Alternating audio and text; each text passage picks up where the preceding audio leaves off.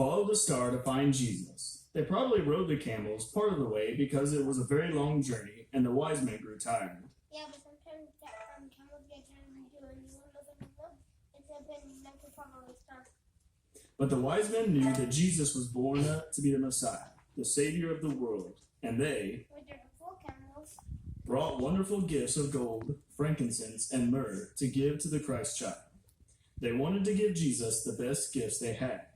Listen closely, and as we tell the Christmas story, you will learn of many people and many friendly people who gave their very best to Jesus.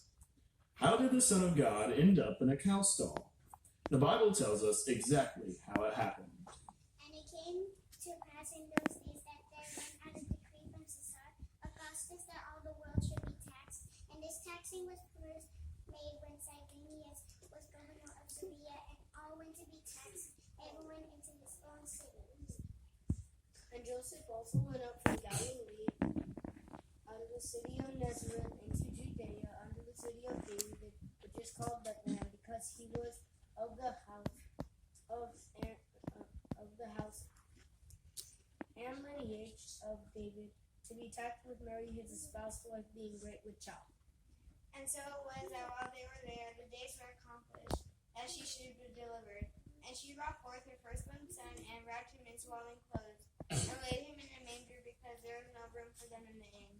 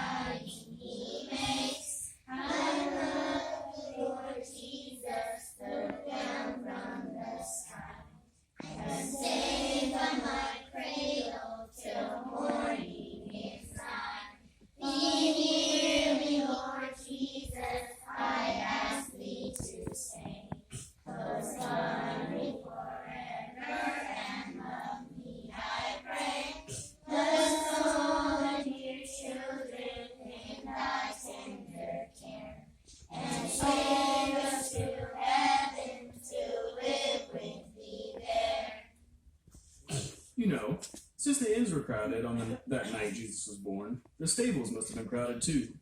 The animals could have refused to share their manger. But, in their own way, the friendly beasts gave Jesus the best they had. This is our story.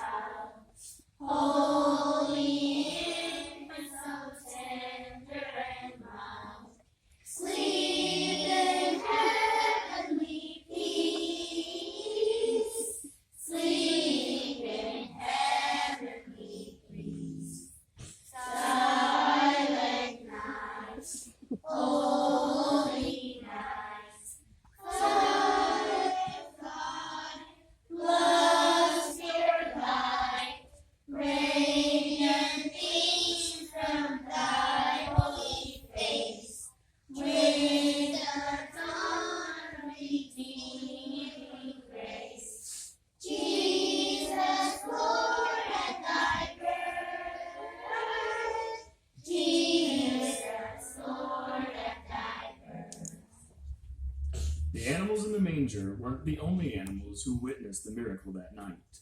The sheep out in the fields must have wondered what in the world was happening. They could hardly believe our eyes.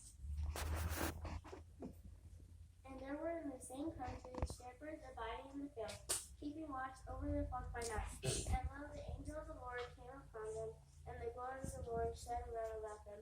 And they were sore afraid, and the angel said unto them, Fear not, for behold, I bring you good tidings of great joy, which shall be to all people, for unto you is born this day in the city of David a Savior, which is Christ the Lord. And this shall be a sign unto you: ye shall find the baby wrapped in swaddling clothes, lying in a manger.